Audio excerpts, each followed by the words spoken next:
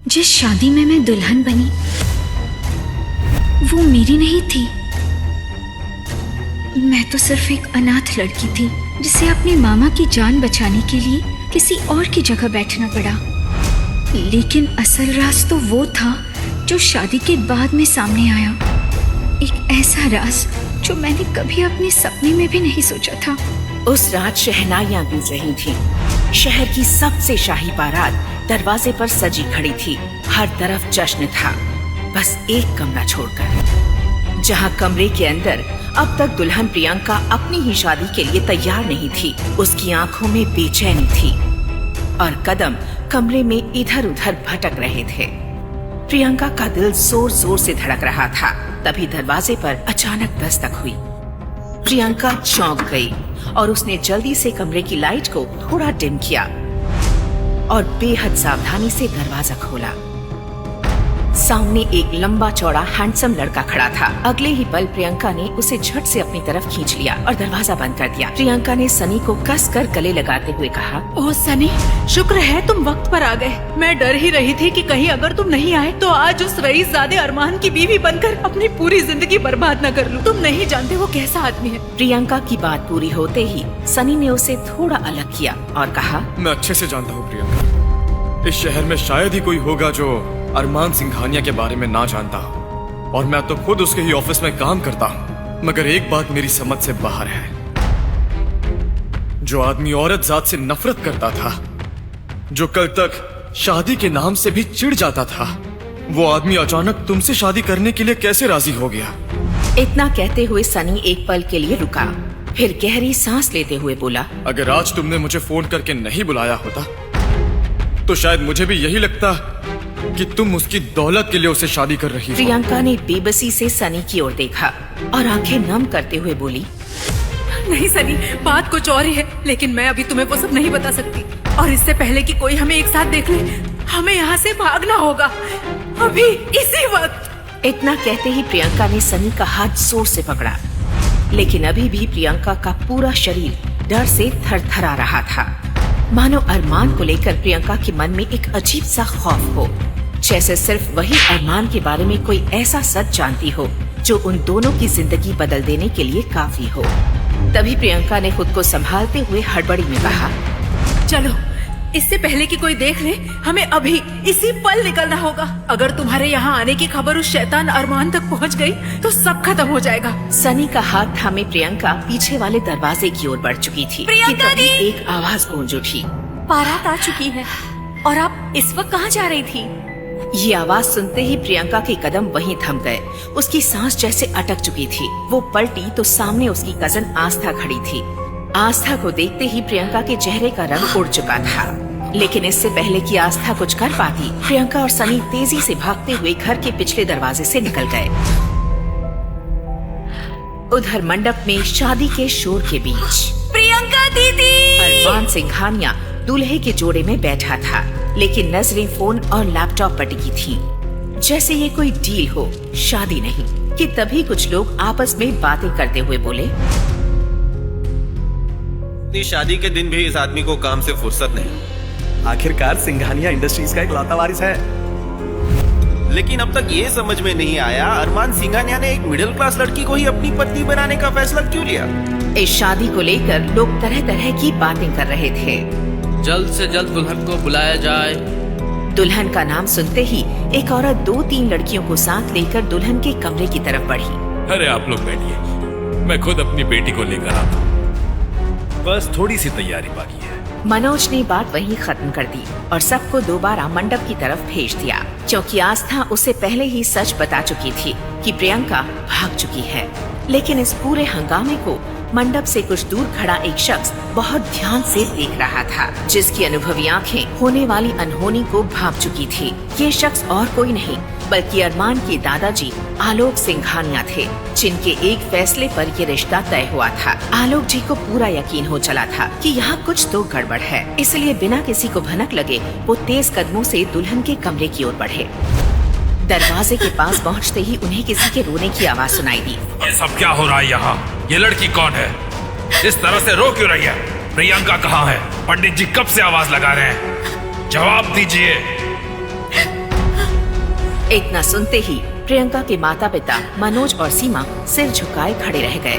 कमरे में एक भारी खामोशी छा गई। तभी सीमा आगे बढ़ी और कांपती हुई आवाज में बोली, सर, हम बहुत खुश थे। इतने बड़े घर में हमारी बेटी की शादी हो रही थी, इसलिए हमने गांव से अपनी ननद की बेटी आस्था को बुला लिया। उसके माँ बाप एक एक्सीडेंट में मर चुके थे। सोचा शादी में हाथ बटा लेगी। हल्दी मेहंदी हर फंक्शन में उसने काम किया।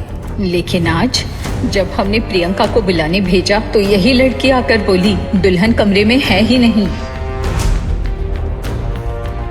इसी ने प्रियंका को भगाया है। सीमा ने अपनी बातों का ऐसा जाल बुना कि सारा इल्जाम आस्था पर डाल दिया, जिसने खुद प्रियंका को जाने से रोका था। वही आस्था आज सबके सामने गुनहगार बन गई थी। यहाँ तक कि आस्था के मामा मनोज भी चुपचाप इस इल्जाम के साथ खड़े थे। आस्था का सब्र टूट गया और वो रोते हुए बोली, मामी, इसमें मेरा कोई कसूर नहीं है, मैं सच कह रही हूँ। जब मैं कमरे में पहुँची तब प्रियंका दीदी वहाँ थी ही नहीं। आप मेरी बात क्यों नहीं मान रही हैं?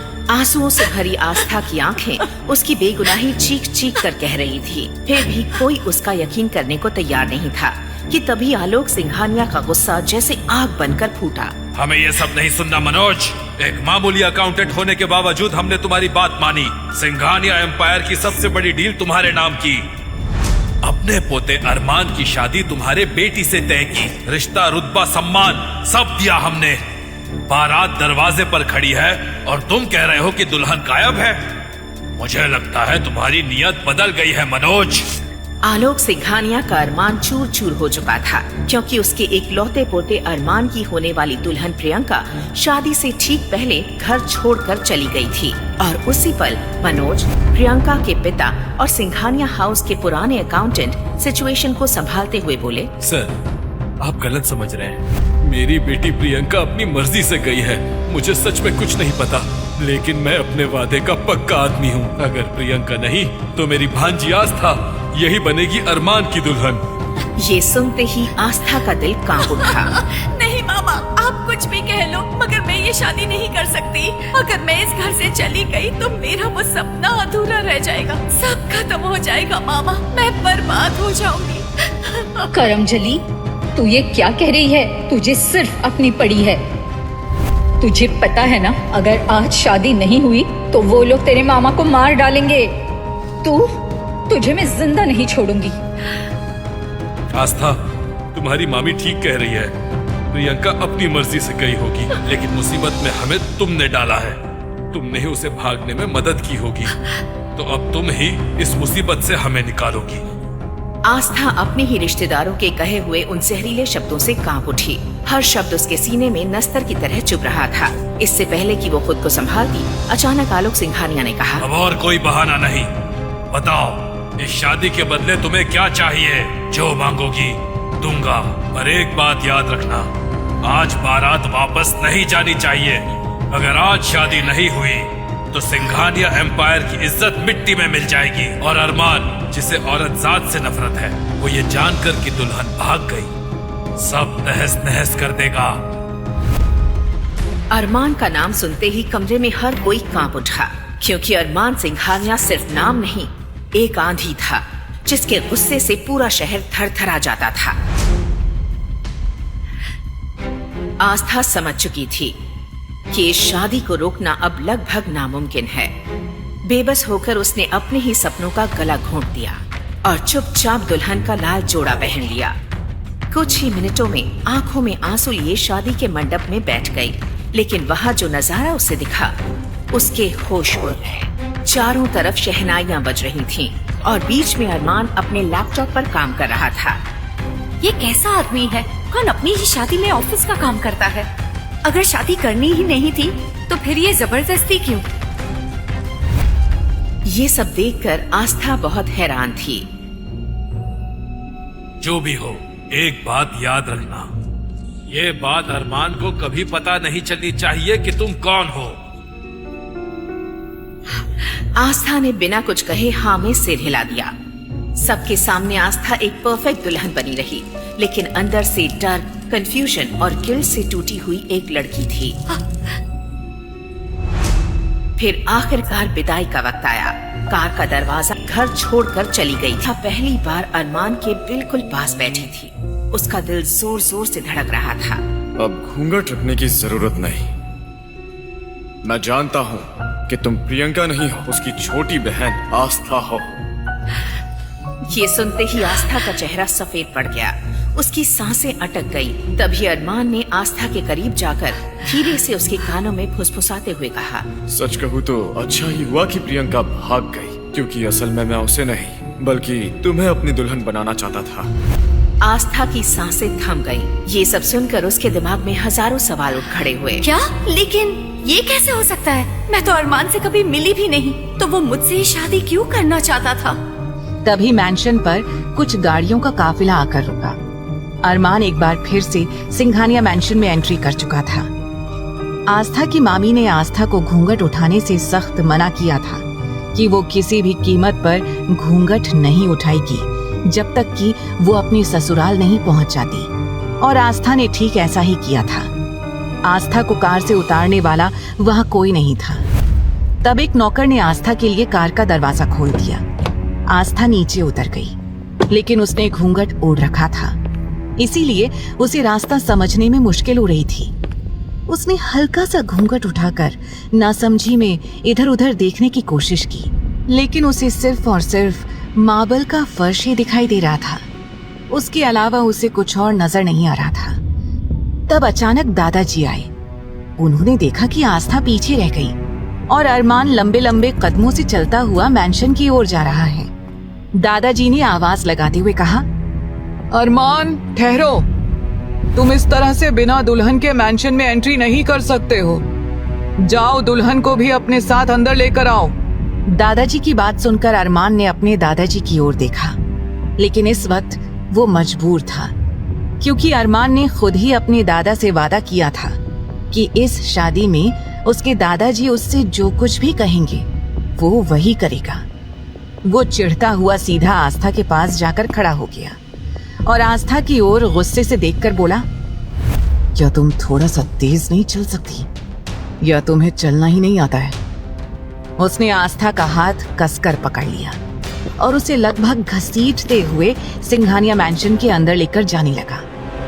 अब आस्था की हालत काफी ज्यादा खराब हो चुकी थी। एक तो उसने हाथ भरकर लाल रंग का चूड़ा पहना हुआ था, ऊपर से अरमान ने उसका हाथ काफी जोर से पकड़ा था, जिससे उसे काफी ज्यादा दर्द हो रहा था। हल्की सी चीख उसके होंठों से निकल गई, आह मेरा हाथ। लेकिन अरमान ने उसकी चीख को सुनकर भी अनसुना कर दिया और लगभग उसे घसीटते हुए सिंघानिया मैंशन के गेट पर जा पहुंचा। जैसे ही वो उसे लेकर अंदर की ओर जाने लगा, तुरंत आकाश, सुमित, ध्रुव और आहान चारों एक साथ उसके सामने आकर खड़े हो गए और चिल्लाते हुए बोले, रुको भैया। अरमान ने अपनी आईब्रोज उठाकर उन चारों की ओर देखा। एक पल के लिए चारों उसकी आंखों को देखकर डर गए, लेकिन आहान ने थोड़ी हिम्मत करते हुए मुस्कुरा कर कहा, ब्रो, आप इस तरह से अंदर नहीं जा सकते। हमने बहुत सारी मूवीज और फिल्मों में देखा है कि जब भी कोई नई बहू आती है तो उसका अच्छी तरह से स्वागत किया जाता है। तो क्या हुआ अगर हमारे घर में कोई लेडी नहीं है? तो हम लोग तो हैं, हम तो भाभी का वेलकम अच्छी तरह से कर सकते हैं ना। अब जैसे ही आहान ने ये कहा, अरमान गुस्से से उसकी ओर देखकर बोला, लगता है कुछ ज्यादा ही छूट दे दी है मैंने तुम्हें। तुमने बहुत कॉलेज का बहाना बना लिया। कल से तुम मेरे साथ ऑफिस आओगे, समझे? अरमान की बात सुनकर आहान की हालत खराब हो गई और वो कहने लगा, नहीं नहीं भाई, आप कैसी बातें कर रहे हैं? मतलब मैं ऑफिस जाकर क्या करूंगा? और इस बात का ऑफिस से क्या लेना देना? हाँ और कल से तो मेरा बहुत इंपॉर्टेंट असाइनमेंट स्टार्ट होने वाला है। भाई आप नहीं जानते कितना सारा कॉलेज का काम करना है मुझे। सुमित भी हामी भरते हुए बोला, देखो अरमान, तुम इस तरह से बात को घुमा नहीं सकते हो, ठीक है? और अभी पहले हम तुम दोनों की आरती उतारेंगे और उसके बाद भाभी अपने दाएं पैर से ये कलश गिराएंगी और फिर तुम दोनों अंदर आओगे। सुमित की बात सुनकर अरमान का सब्र अब पूरी तरह से जवाब दे गया, क्योंकि उसमें इतनी हिम्मत ही नहीं बची थी कि वो अब इन रीति रिवाज को पूरा कर सके। अरमान ने गुस्से से कहा, इतना तमाशा करने की कोई जरूरत नहीं है। ये सब कुछ हटाओ यहाँ से, और तुम सब हटो मेरे रास्ते से। ऐसा कहकर अरमान गुस्से से आगे बढ़ने लगा। तभी दादाजी पीछे से प्यार से बोले, अरे बेटा, अगर बच्चे जिद कर रहे हैं तो करने दो उन्हें भी अपने मन की। अगर वो अपनी भाभी का स्वागत करना चाहते हैं तो करने दो ना, क्यों उन्हें रोक टोक रहे हो? तब अरमान गुस्से से दादाजी की ओर मुड़ा और बोला, दादाजी, मेरी शर्त सिर्फ शादी तक की थी, और अब शादी हो चुकी है तो अब आपकी किसी भी तरह की कोई फरमाइश मानने या सुनने का मेरा कोई इरादा नहीं है।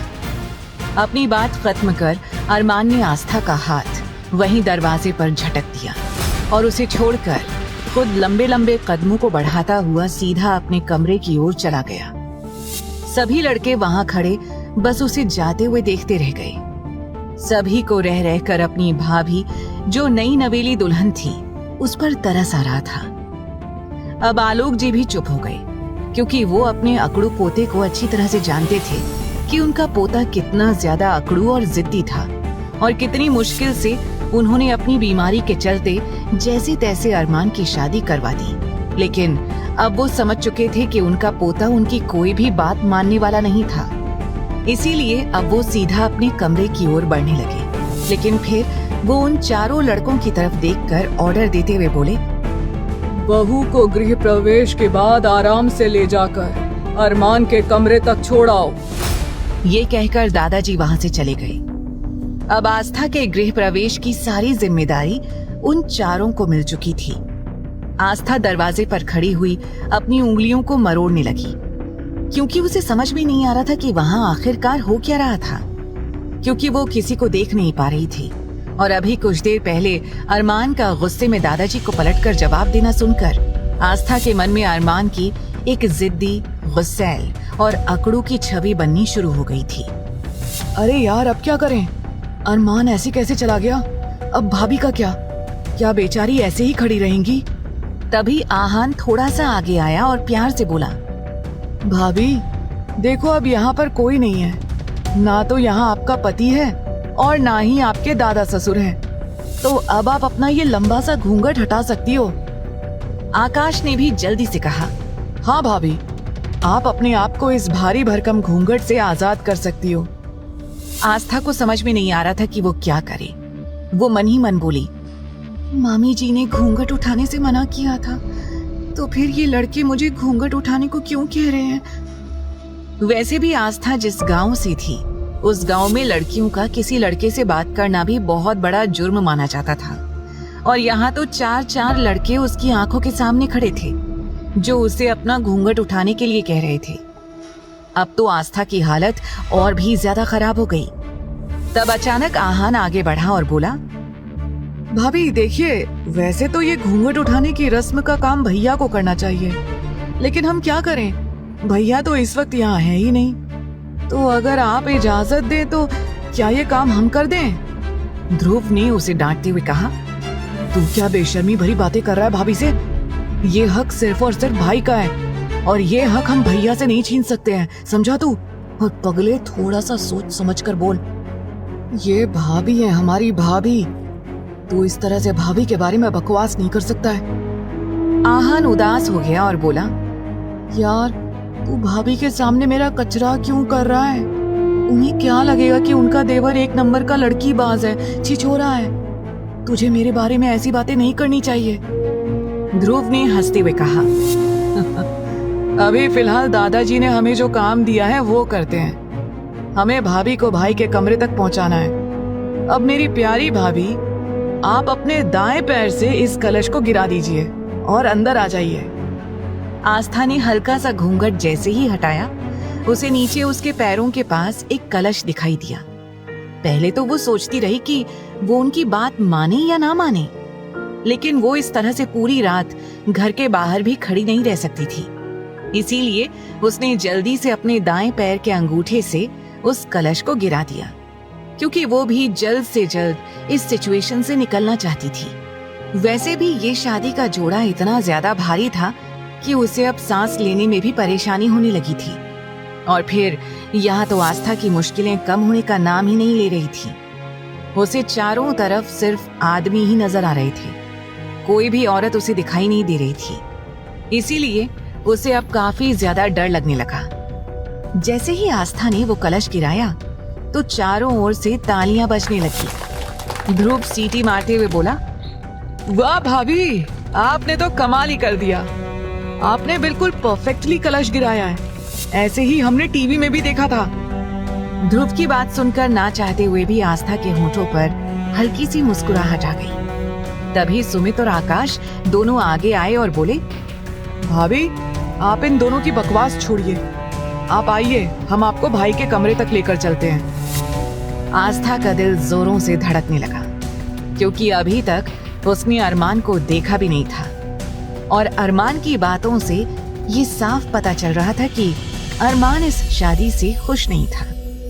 इसीलिए आस्था उस कमरे में जाना तो नहीं चाहती थी, लेकिन फिलहाल वो इन लोगों को मना कैसे करे उसे समझ में नहीं आ रहा था, क्योंकि ये सारे ही लोग उसके लिए अजनबी थे।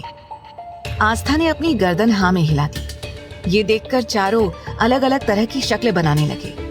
आहान धीमी आवाज में बोला, हम तो समझ रहे थे कि हमारी भाभी काफी ज्यादा शर्मीली किस्म की है, लेकिन भाभी तो भाई के कमरे में जाने के लिए बेचैन हो रही हैं। देखा अभी कैसे भाभी ने हाँ कह दिया है। आहान की बात सुनकर आस्था को घबराहट होने लगी। वो मन ही मन बोली, ये कैसे लोग हैं? अभी खुद ही तो कमरे में जाने के लिए कह रहे थे और अब ये कह रहे हैं। आस्था के मुंह से अचानक निकला, नहीं नहीं, आप लोग गलत समझ रहे हैं। आस्था की हड़बड़ाहट देखकर वो चारों जोरों से ठहाका मारकर हंसने लगे। ध्रुव बोला, भाभी प्लीज प्लीज आप बुरा मत मानिए, हम तो सिर्फ आपकी थोड़ी सी टांग खींच रहे थे। अच्छा आप आइए, वैसे भी इतने दिनों से आप शादी के फंक्शंस में बिजी होंगी और काफी ज्यादा थक गई होंगी। आप चलिए और जाकर आराम कीजिए। ऐसा कहकर उन लोगों ने आस्था को अंदर आने के लिए रास्ता दिया। अपना कदम आगे बढ़ाने से पहले आस्था ने हिम्मत करते हुए कहा, क्या आप लोग मुझे किसी दूसरे कमरे में नहीं छोड़ सकते? आस्था ने ये बात इतने प्यार से कही थी कि वो चारों एक दूसरे की शक्ल देखने लगे और तभी सुमित आस्था को समझाते हुए बोला, भाभी आपकी शादी अरमान सिंघानिया से हुई है। अगर आप इस तरह से दूसरे कमरे में जाने की बात करेंगी तो वो हम चारों को गोली से उड़ा देगा। और अभी फिलहाल हमारा इरादा बिल्कुल भी मरने का नहीं है, क्योंकि अभी तो हम छोटे से बच्चे हैं और अभी तो हमने शादी भी नहीं की है, फर्स्ट किस भी नहीं किया है, कुछ भी नहीं किया है जिंदगी में। इसीलिए अभी आपको भाई के कमरे में ही जाना होगा भाभी। जैसे ही सुमित ने बेचारगी से ये सब कहा, आस्था खिलखिलाकर हंसने से खुद को रोक नहीं पाई। अब आस्था को हंसते हुए देखकर वो चारों भी मुस्कुराने लगे, क्योंकि आस्था की हंसी बहुत प्यारी थी। उन्हें ऐसा लगा मानो उनके कानों में किसी ने घुंघरू बजा दिए हों। आहान आस्था की तारीफ करते हुए बोला, वाह भाभी आपकी हंसी तो बड़ी प्यारी है। पता नहीं आप इतना ये लंबा सा घूंघट कब हटाएंगी और हम आपको कब देखेंगे। वैसे भी जब भाई आपको देखने के लिए गए थे तब भी वो हमें साथ लेकर नहीं गए थे और बस अब सीधा शादी में हमें लेकर गए। हमने तो आज तक आपको देखा ही नहीं है। तभी आकाश आहान को टोकते हुए बोला, अरे बस बस देर हो गई है, तुम लोग भाई भाभी की पहली रात बेकार मत करो। और वैसे भी हम लोगों को जो पार्टी करनी है उसका क्या, दादाजी ने पहली बार हमें पार्टी करने की परमिशन दी है, भूलो मत। इस तरह से टाइम वेस्ट करके खुद का ही नुकसान होगा। वो लोग आस्था को अरमान के कमरे तक ले गए। उन्होंने कमरे का दरवाजा खोला, लेकिन उन्हें अंदर से कोई आवाज नहीं आ रही थी। ध्रुव फुसफुसाते हुए बोला, लगता है भाई सो गए हैं, वैसे भी वो काफी ज्यादा थक गए थे। तभी आकाश ने अंदर झांक कर देखा और हैरानी से बोला, लेकिन अंदर तो कोई है ही नहीं। अरमान कहाँ गया? लगता है वो स्टडी रूम में होगा। सुमित ने अपने माथे पर हाथ मारते हुए कहा, भाई आज के दिन भी काम ही कर रहे हैं, अपने काम से एक दिन का तो ब्रेक लेना चाहिए था ना। हद होती है यार, किसी को इतना ज्यादा भी वर्कहोलिक नहीं होना चाहिए। चलो कोई नहीं, अब भाभी आ गई हैं, सब सही हो जाएगा। ऐसा कहकर वो चारों मुस्कुराकर घूंघट में खड़ी हुई आस्था को देखने लगे। अब आस्था को अपने ऊपर एक नहीं बल्कि 8 नजरें महसूस होने लगी। वो और भी ज्यादा असहज हो गई। ध्रुव ने आस्था की सिचुएशन समझ ली और तीनों को डांटते हुए बोला, अरे यार, अब अपनी फालतू की बकवास बंद करो। अगर भाई स्टडी रूम में ही हैं, तो कम से कम भाभी को तो अंदर कमरे में जाने दो, वो तो आराम करें। भाभी, आपकी जरूरत के सारे कपड़े हमने ऑलरेडी भाई के क्लोजेट में सेट करवा दिए हैं, तो आपको अगर कोई भी परेशानी हो तो आप बेल बजा दीजिएगा, कोई ना कोई उसी वक्त आपकी सेवा में जरूर हाजिर हो जाएगा। ऐसा कहकर ध्रुव, सुमित, आकाश और आहान ने आस्था के सामने स्टाइल से अपना सिर झुकाया और कमरे के बाहर से ही वापस चले गए। आस्था अंदर कमरे में गई। उसने कमरे को अंदर से लॉक कर दिया और फिर सबसे पहले उसने अपने आप को घूंघट से आजाद किया और लंबी लंबी गहरी सांसें लेने लगी। तभी उसकी नजरें उस बेडरूम में चारों तरफ घूमने लगी। बेडरूम की दीवारें ब्लैक एंड व्हाइट कलर की थी। वहां की सभी चीजें बेहद महंगी लग रही थी। कमरे के बीचों बीच एक किंग साइज का बेड था। इतनी महंगी महंगी चीजें देखकर आस्था की आंखें हैरानी से बड़ी हो गईं। बेड के ठीक सामने एक मिरर था। आस्था डरते हुए मिरर के सामने जाकर खड़ी हो गई। जैसे ही उसने मिरर में खुद को देखा तो वो शॉक्ड रह गई। ये मेरी आंखें क्यों सूजी हुई हैं? मेरी नाक इतनी लाल हो गई है। थोड़ी देर तक वो खुद को मिरर में निहारती रही। तभी जैसे उसे होश आया, ये मैं क्या कर रही हूँ? मैं इस वक्त किसी और के कमरे में हूँ और अकेली भी। मैं इस तरह से बेवकूफ बनकर एक जगह खड़ी नहीं रह सकती। तभी आस्था के कानों में उसके देवरों की बात गूंज उठी कि क्लोजेट में उसके कपड़े रखे हुए थे। उसने क्लोजेट खोला। वो बिल्कुल हैरान हो गई। वहां पर कपड़े तो रखे हुए थे, लेकिन सभी कपड़े बेहद महंगे और ब्रांडेड थे। वहां एक से एक ब्रांडेड साड़ियां थी, लेकिन साड़ियां तो आस्था ने कभी पहनी ही नहीं थी। वो तो हमेशा शुरू से ही सिंपल सा सूट वगैरह पहना करती थी और दुपट्टा लिया करती थी, लेकिन इस तरह की फैंसी साड़ियां देखकर आस्था का गला सूखने लगा। उसे समझ नहीं आ रहा था कि वो क्या पहने। अब आस्था पूरी तरह से मायूस हो गई। फिर उसने वापस से वो घूंघट, जो कि लहंगे का था, वो ओढ़ लिया और बेड के एक साइड पर बैठ गई। वहां बैठे बैठे कब उसकी आंख लग गई उसे पता ही नहीं चला। वहीं अरमान आधी रात तक काम करता रहा और करीब 2 बजे अपना काम खत्म करने के बाद अपने कमरे में सोने के लिए आ गया। लेकिन जैसे ही उसने दरवाजा खोलने की कोशिश की तो उसे एहसास हुआ कि उसका कमरा अंदर से लॉक्ड था। वो झल्लाते हुए बड़बड़ाया, ये कमरा लॉक किसने किया है? लेकिन अगले ही पल अरमान का चेहरा गुस्से से तमतमाने लगा, क्योंकि ऐसा पहली बार हुआ था कि अरमान को उसका कमरा लॉक्ड मिला था। उसने जल्दी ही अपने फिंगरप्रिंट लॉक का इस्तेमाल करते हुए अपना रूम खोल लिया, क्योंकि अरमान का रूम, उसका घर उसके कंट्रोल में था। वो जब चाहे किसी भी जगह पर बिना किसी की परमिशन के आ जा सकता था। और फिर ये तो उसका कमरा था, जो उसने खुद अपने मुताबिक डिजाइन करवाया था। जैसे ही वो अपने कमरे में अंदर आया, उसने देखा कि बेड के एक कोने पर आस्था लेटी हुई थी। उसका चेहरा पूरी तरह से कवर्ड था। अरमान ने नफरत से उसकी ओर देखा और अगले ही पल अपना मुंह मोड़ लिया। अरमान गुस्से में दांत पीसते हुए बोला, दादाजी को इसे मेरे कमरे में नहीं भेजना चाहिए था। मैंने ये शादी सिर्फ नाम के लिए की है। ये मेरे कमरे में या मेरी जिंदगी में नहीं रह सकती है, कभी नहीं। अरमान का तो दिल किया कि अभी और इसी वक्त इस लड़की को उठाकर वहां से बाहर फेंक दे, लेकिन उसे सोता हुआ देखकर उसने ऐसा कुछ नहीं किया। अरमान के लिए आस्था के साथ एक बेड पर सोना पॉसिबल नहीं था और अपने कमरे के अलावा अरमान को कहीं और नींद भी नहीं आती थी। अब अरमान पूरी तरह से उलझन में फंस गया था। अब क्या करने वाला है अरमान? जब वो प्रियंका की जगह आस्था को देखेगा तो उसका क्या रिएक्शन होगा? इनकी पहली रात यादगार बनेगी या ये इनके साथ की आखिरी रात बन जाएगी?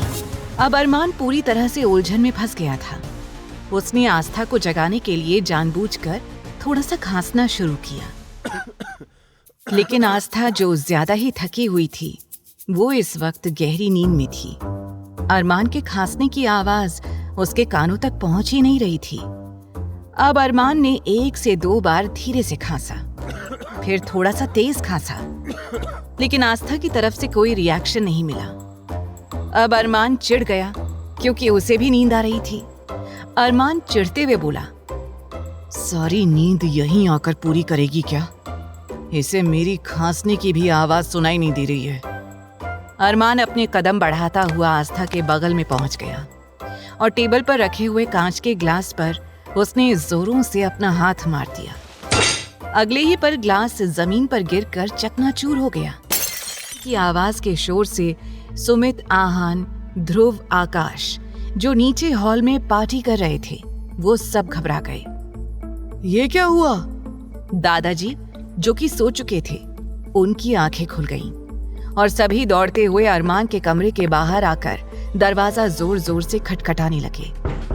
अरमान आस्था को इस वक्त डांटना चाहता था कि वो कब से यहाँ पर उसे उठाने की कोशिश कर रहा है, लेकिन वो उठ ही नहीं रही थी। वो उसे कुछ बोल पाता, उसी वक्त बाहर दरवाजे पर से आवाजें आनी शुरू हो गईं। दादाजी ने घबराते हुए कहा, अरमान, अरमान, दरवाजा खोलो। उन्होंने इस डर से दरवाजा जोरों से पीटना शुरू कर दिया। वहीं उन चारों दोस्तों का रंग भी पूरी तरह से उड़ा हुआ था और सभी अंदर क्या हो रहा है इस बात को लेकर डरे हुए थे। तभी अंदर से कमरे का दरवाजा खुला। सबसे पहले दादाजी अंदर गए और अरमान की ओर देखकर पूछते हुए बोले, क्या हो रहा है यहाँ? ये गन शॉट की आवाज कैसे आई? आखिर तूने ऐसा क्या किया है?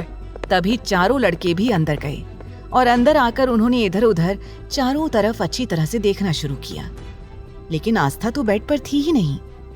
अब तो दादाजी और बाकी सबके दिल जोरों से धड़कने लगे। धीरे धीरे जैसे ही वो लोग कुछ कदम आगे गए तो उन सबके कानों में किसी के रोने की आवाज सुनाई देने लगी। ये आवाज आस्था की थी। आस्था काफी ज्यादा डर गई थी और वो हिचकियां लेकर रो रही थी।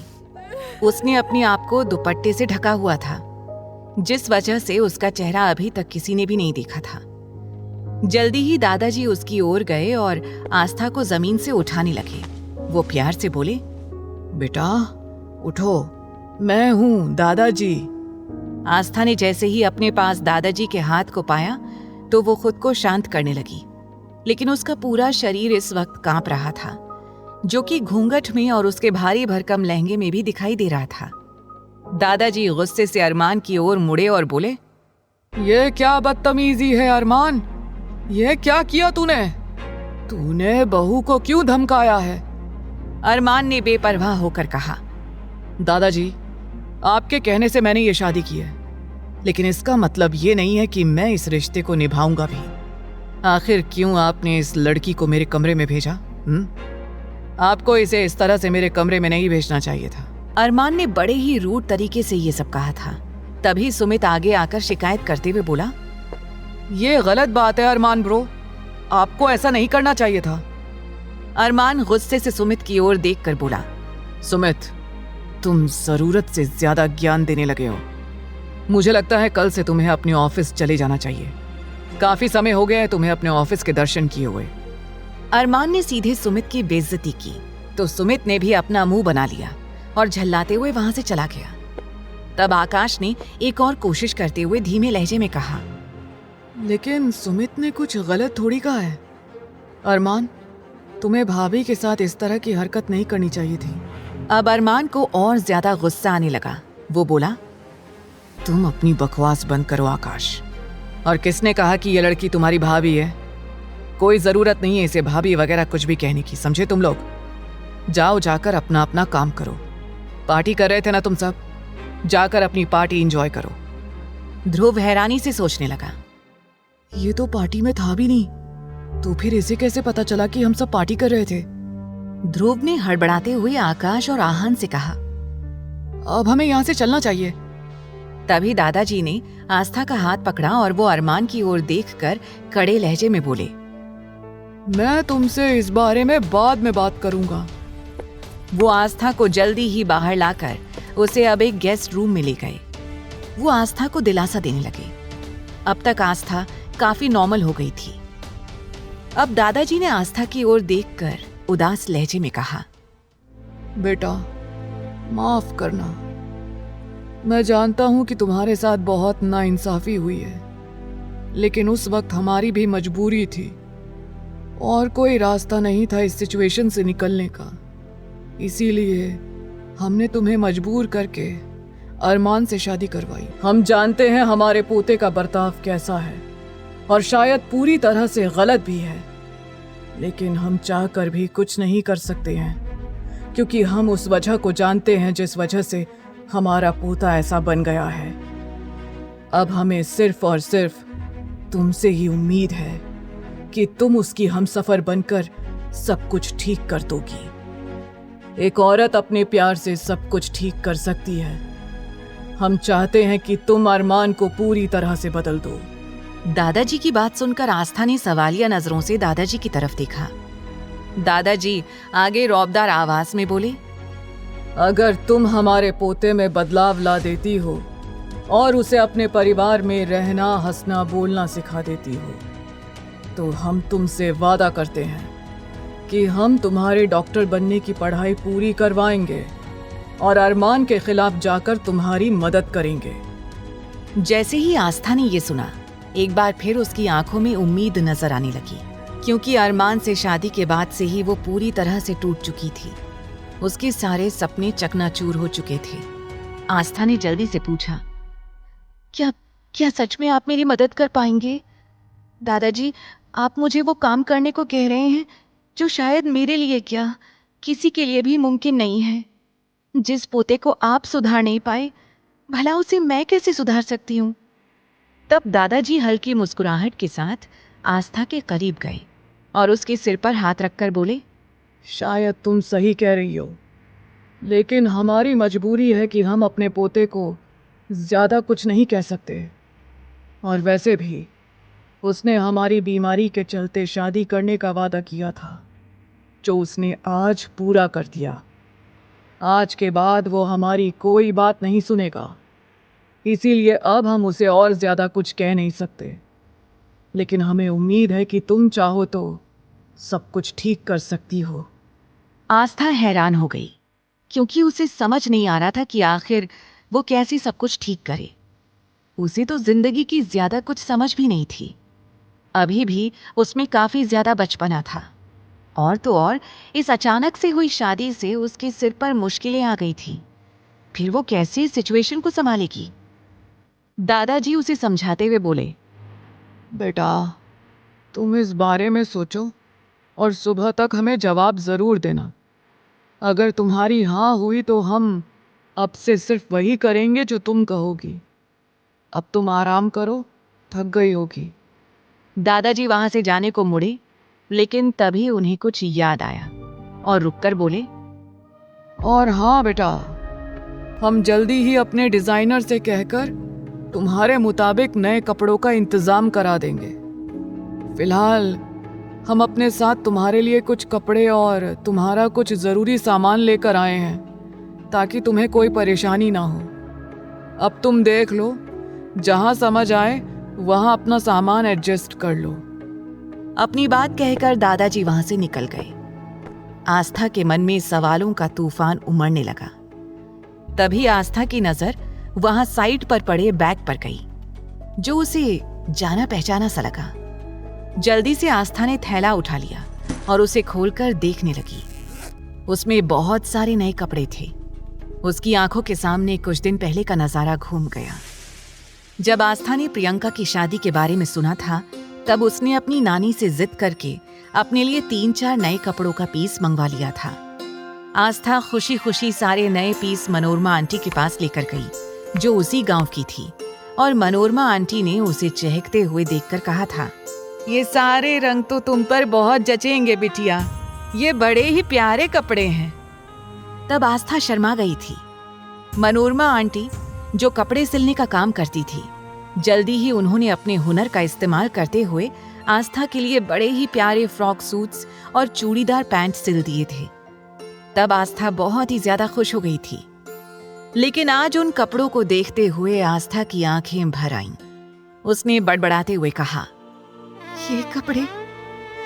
ये कपड़े मैं ऐसे पहनूंगी ये कभी सोचा नहीं था, लेकिन ये कपड़े मामा जी ने यहाँ क्यों भेजे हैं? उन्होंने कहा था कि ये शादी बस 2-3 दिन के लिए है, उसके बाद मेरा इस शादी से कोई लेना देना नहीं होगा। फिर उन्होंने मेरे सारे कपड़े यहाँ क्यों भेज दिए? आस्था ने फ्रेश होने के बाद अपनी नानी के भेजे कपड़े पहन लिए। अब आस्था को पहले से कंफर्टेबल लग रहा था, लेकिन तभी आईने में देखते हुए आस्था का ध्यान अपने गले में पड़े मंगलसूत्र और मांग में लगे सिंदूर पर गया। आस्था का दिल चाहा कि वो इसी वक्त मंगलसूत्र को निकाल कर फेंक दे और सिंदूर को मिटा दे, लेकिन ना जाने कौन सा एहसास था जिस वजह से वो चाहकर भी उस मंगलसूत्र और सिंदूर को अपने सिर से पोंछ नहीं पा रही थी। अब आस्था यही सब सोचते हुए गहरी नींद में सो गई। दूसरी ओर अरमान के चारों दोस्त नीचे कमरे में मुंह फुलाए बैठे थे। आहान उन्हें समझाते हुए कहने लगा, यार तुम लोगों को अरमान ब्रो की आदत के बारे में तो पता ही है ना, तो तुम्हें इस तरह से उनकी बातों का बुरा नहीं मानना चाहिए। आकाश, जो कि पहले से ही चिढ़ा हुआ था, झल्लाते हुए बोला, अरे उसे भी थोड़ा समझ दिखानी चाहिए यार। वैसे भी हमारे यहाँ से वापस जाने में अब सिर्फ 3 दिन बाकी हैं। फिर हम वापस अपने अपने मैंशन और फ्लैट्स में शिफ्ट हो जाएंगे। और वैसे भी हम यहाँ सिर्फ दादाजी की वजह से आए थे, क्योंकि वो हमें उतना ही प्यार करते हैं जितना तुझे और अरमान को करते हैं, समझा? उनके लिए हम सब उनके पोतों से कम नहीं है। सिर्फ उनके लिए इतनी इंसल्ट सही है हमने। तभी वहां दादाजी की रौबदार आवाज गूंज उठी, हो गया तुम लोगों का? आस्था से बात कर दादाजी सीधे उन चारों के पास आ गए, क्योंकि वो जानते थे कि अरमान ने उन चारों को भी खरी खोटी सुनाई थी, इसीलिए सभी इस वक्त उदास होंगे। दादाजी ने उन सब की ओर देखते हुए कहा, तुम सबको अपने खड़ूस भाई के बारे में पहले से ही पता है ना। अब मेरी बात ध्यान से सुनो, यहाँ से कोई कहीं नहीं जाएगा। तुम चारों को बहू की मदद करनी होगी ताकि वो और अरमान एक हो सके, ताकि वो दोनों एक दूसरे की जिंदगी में खुशियां भर सकें। अब जैसे ही दादाजी ने ये कहा, वो चारों हैरानी से उन्हें देखने लगे। ध्रुव मना करते हुए बोला, दादाजी आप चाहे तो मुझे दुनिया का कितना ही सीरियस केस क्यों ना दे दें, या चाहे किसी को कोई बड़ी से बड़ी बीमारी क्यों ना हो, मैं उसका इलाज कर दूंगा। लेकिन आप जो ये काम मुझसे कह रहे हैं ना, ये मुझसे तो क्या किसी से भी नहीं हो पाएगा, बिल्कुल नहीं, क्योंकि ये इम्पॉसिबल है। सुमित ने भी हाथ खड़े कर लिए और बोला, दादाजी आप अपने पोते को अच्छी तरह से जानते हैं ना। अगर उसे हमारी इस बात के बारे में जरा सी भी भनक लग गई तो वो हमारा क्या हाल करेगा, ये सोचकर ही मुझे पसीने आ रहे हैं। अब जैसे ही उन चारों ने अपने अलग अलग बहाने देकर हाथ खड़े कर दिए, तब दादाजी गुस्से से उन सबको घूरते हुए कहने लगे, नालायकों, मुझे तुम लोगों से ऐसे ही जवाब की उम्मीद थी। कहने को तो तुम सब अरमान के दोस्त हो, लेकिन इस तरह से उससे डरते हो। तुम्हें शर्म आनी चाहिए। क्या तुम सबको अपने दोस्त की कोई फिक्र नहीं है? वैसे भी मैंने तुम लोगों से कोई सवाल जवाब नहीं किया है। हमने तुम सबको हुक्म दिया है कि तुम लोगों को हमारी बात माननी ही होगी। और हाँ, अब तुम चारों को कल से बहू की हर काम में मदद करनी होगी और इस घर में उसका मन लगा रहे, इस बात का ख्याल रखना होगा। उसे बेहतर फील करवाना होगा। याद रखना, अगर मेरी बहू की आंखों में आंसू आए तो मैं तुम चारों की खटिया खड़ी कर दूंगा। दादाजी वहां से निकल गए और चारों बेबसी से एक दूसरे की शक्ल देखने लगे। तभी आहान ने कहा, भाई सुबह होने में केवल 2 घंटे बाकी हैं। मुझे लग रहा है कि हमें फटाफट से जाकर थोड़ी देर आराम कर लेना चाहिए, वरना दादाजी हमें सुबह सुबह जल्दी उठा देंगे और उसके बाद पूरा दिन हमें उनके रूल्स रेगुलेशन फॉलो करने पड़ेंगे। वरना आप सबको तो पता है ना, दादाजी को देर से उठने वाले लोग बिल्कुल भी पसंद नहीं है। अब जैसे ही अरमान ने इस बात की याद दिलाई, सुमित जल्दी से अपने मुंह पर उबासी लेते हुए कहने लगा, अरे यार, ये तो मैं भूल ही गया था। अच्छा हुआ तूने याद दिला दिया। और वैसे भी अगर मेरी नींद पूरी नहीं हुई तो मुझसे सुबह बिल्कुल नहीं उठा जाएगा। और दादाजी की इस बार की कोई भी पनिशमेंट मैं झेल नहीं पाऊंगा। चारों जल्दी से उल्टा सीधा भागते हुए कमरे में पहुंच गए। वो चारों ज्यादातर एक ही कमरे में अलग अलग बेड लगाकर सोते थे और खूब देर तक मौज मस्ती करते थे।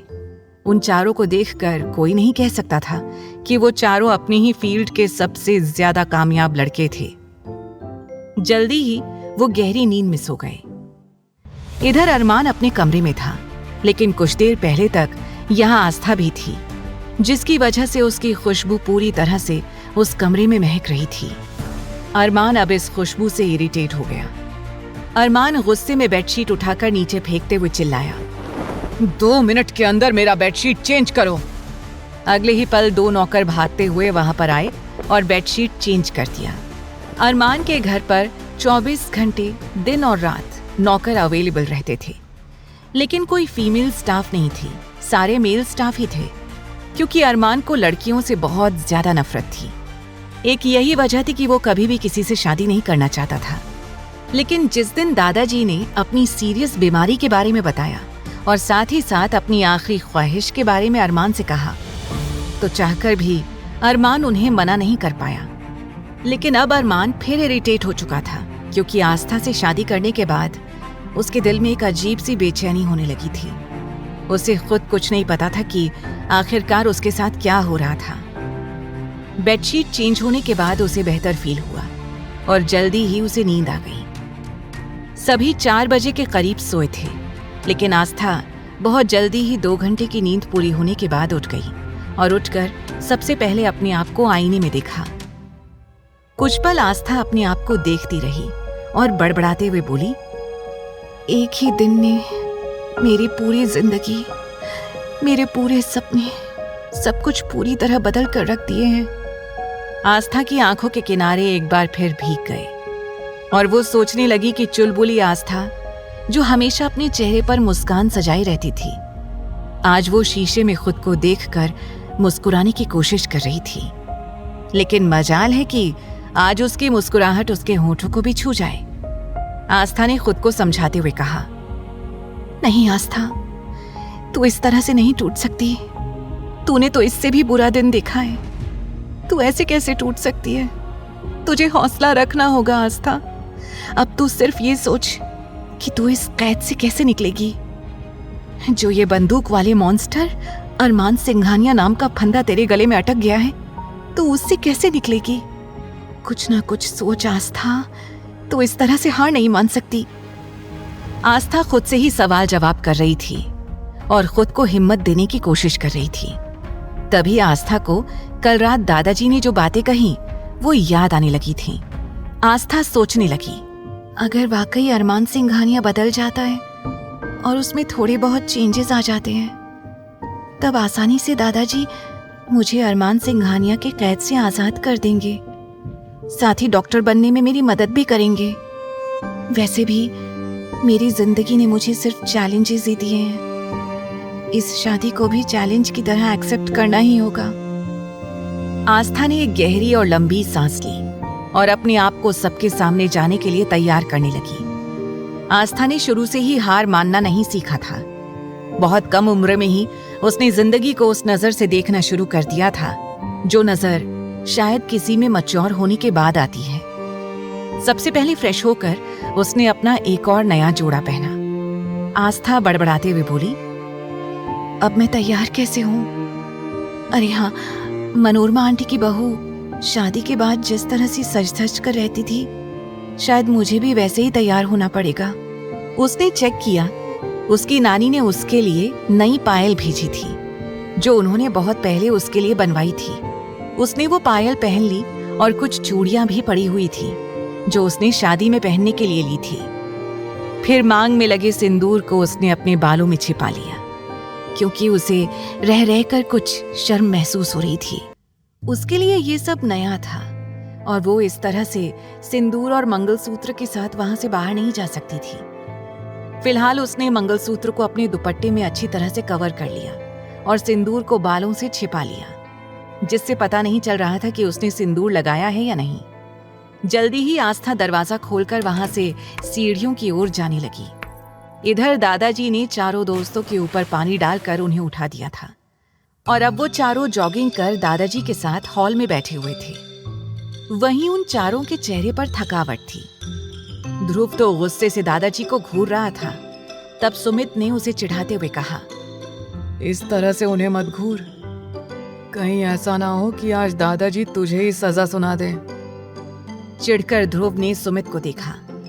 आंखों में गुस्सा लिए उसने सुमित को अपनी आंखों से वार्न किया, फिर मुस्कुराने लगा, क्योंकि चारों ही एक दूसरे को परेशान करने का मौका नहीं छोड़ते थे। दादाजी ने उन्हें डांटते हुए कहा, अरे नालायकों, अगर सुबह जल्दी टाइम से नहीं उठोगे तो मालदार कैसे बनोगे, कैसे हेल्दी बनोगे? इसीलिए मैं तुम लोगों को सुबह जल्दी उठाता हूँ, क्योंकि हेल्दी रहना जरूरी है। अब तुम लोग 20 मिनट में नहा धोकर मुझे डाइनिंग टेबल पर मिलो। तभी वहां चूड़ियों और पायल की आवाज गूंजने लगी। सभी को ये आवाज बड़ी मीठी और प्यारी लगी, क्योंकि इतने सालों में उन्हें पहली बार सिंघानिया मैंशन में इस तरह से पायल की आवाज सुनाई दी थी। चारों बड़े ही गौर से सीढ़ियों की ओर देखने लगे। सीढ़ियों से उतरते हुए आस्था नीचे आ रही थी। आज उसने किसी तरह का कोई घूंघट नहीं लिया था। वो डरी सहमी नीचे आ रही थी। आस्था को देखते ही वो चारों अपनी पलकें झपकाना भूल गए और अपनी जगह से खड़े होकर बेख्याली से आस्था की ओर देखने लगे। लेकिन कोई भी आस्था के चेहरे से अपनी नजरें नहीं हटा पा रहा था। कुछ देर में आस्था उन सबके सामने आ गई। सभी को अपनी ओर देखते हुए पाकर वो घबरा गई। उसे अनकंफर्टेबल लगने लगा। जल्दी ही आस्था ने अपने सिर पर दुपट्टा लिया और दादाजी के पैर छू लिए। दादाजी ने मुस्कुराते हुए कहा, सौभाग्यवती रहो, सदा सुहागन रहो। दादाजी का आशीर्वाद सुनने के बाद आस्था के गाल थोड़े से लाल हो गए। ध्रुव ने सुमित को कोहनी मारी और सुमित ने आकाश को और आकाश ने आहान को। चारों एक दूसरे को कोहनी से मार रहे थे। दादाजी ने उन्हें धमकाते हुए कहा, अब ऐसे ही मूर्ति बनकर अपनी भाभी को देखते रहोगे या कुछ बोलोगे भी? चलो चारों अपनी भाभी के पांव छूकर आशीर्वाद लो।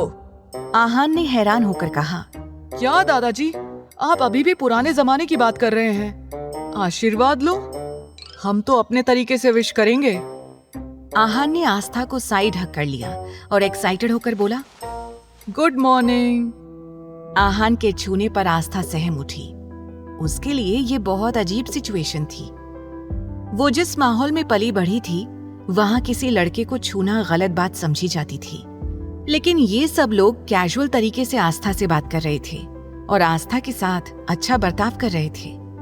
तभी सुमित आगे आया और अपना हाथ आगे बढ़ाकर कहा, गुड मॉर्निंग ब्यूटीफुल भाभी। आस्था थोड़ा शर्मा गई, फिर उसने भी हाथ मिला लिया। तभी आकाश आस्था के सामने आया और एक प्यारा सा सफेद रंग का फूल आस्था को देकर बोला, I wish you very happy and healthy morning भाभी। सभी अलग अलग तरीके से आस्था को गुड मॉर्निंग विश करने लगे। आस्था के चेहरे की खुशी देखकर दादाजी ने आंखें बंद कर मन ही मन कहा, फाइनली बच्ची के चेहरे पर मुस्कुराहट तो आई। अब बस इसकी खुशियों पर नजर न लगे। आहान और सुमित के बाद आस्था की नजर ध्रुव पर पड़ी। ध्रुव को देखते ही आस्था के चेहरे पर चमक आ गई। वो सीधा ध्रुव के सामने जाकर खड़े होकर कहने लगी, आप ध्रुव है ना? Dhruv Saxena, the famous heart specialist. Dhruv पहले तो हैरान हो गया, लेकिन फिर उसके चेहरे पर प्राउड वाली स्माइल आ गई। उसने कहा, जी भाभी, आपने बिल्कुल ठीक पहचाना।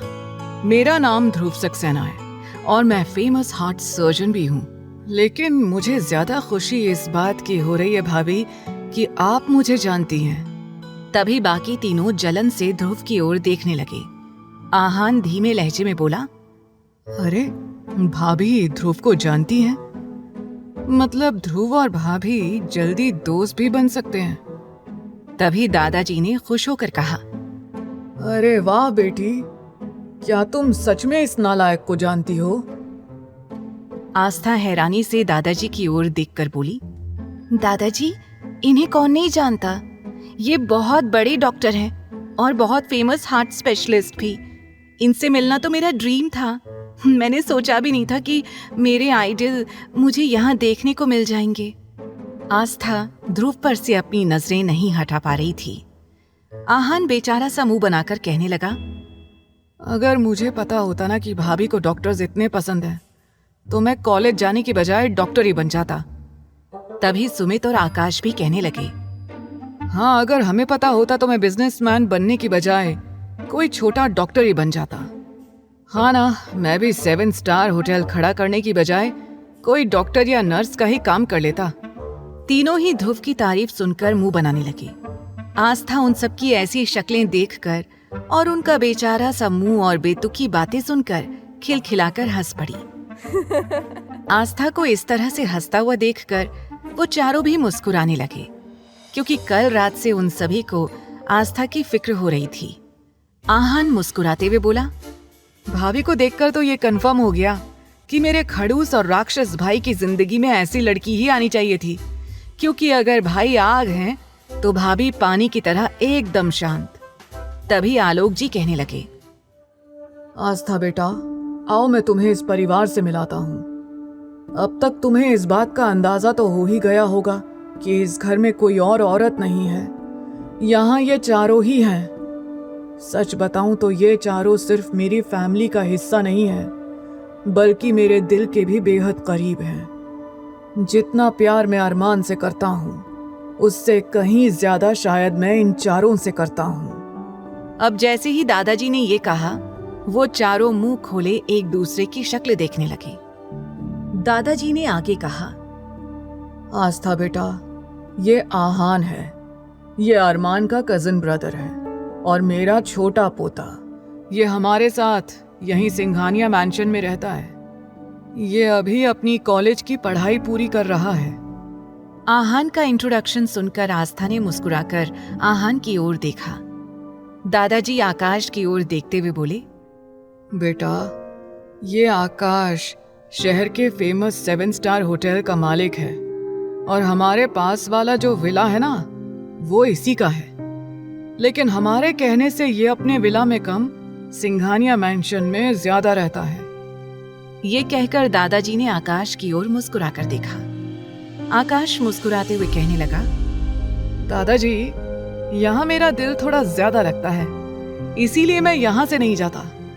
वैसे भी मेरे पापा विदेश में रहते हैं और वो मुझसे कभी कभार ही मिलने आते हैं। आकाश की माँ की डेथ विदेश में कार एक्सीडेंट में हो गई थी, जिसके बाद आकाश हमेशा के लिए इंडिया में शिफ्ट हो गया। विदेश में रहना उसके लिए अब नामुमकिन सा हो गया था, क्योंकि वहां पर उसकी माँ की यादें थी। अब दादाजी सुमित की ओर मुड़ गए और बोले, बेटा, ये सुमित अग्रवाल शहर का मशहूर बिजनेसमैन है। कम से कम 600 से 700 लोग इसके नीचे काम करते हैं, लेकिन मजाल है जो इनमें इतना सा भी घमंड हो। सुमित यहाँ से 3 किलोमीटर की दूरी पर अपने बंगलों में अपने पेरेंट्स के साथ रहता है। अभी फिलहाल अरमान की शादी की वजह से कुछ दिनों के लिए यहाँ शिफ्ट हुआ है। दादाजी ने एक एक करके सबका इंट्रोडक्शन आस्था से करवा दिया। आगे की कहानी जानने के लिए देखें अगला एपिसोड सिर्फ पॉकेट एफएम के YouTube चैनल पर, और तेरे इश्क में के सारे एपिसोड्स को सुनने के लिए डिस्क्रिप्शन में दी लिंक से डाउनलोड करें पॉकेट एफएम ऐप।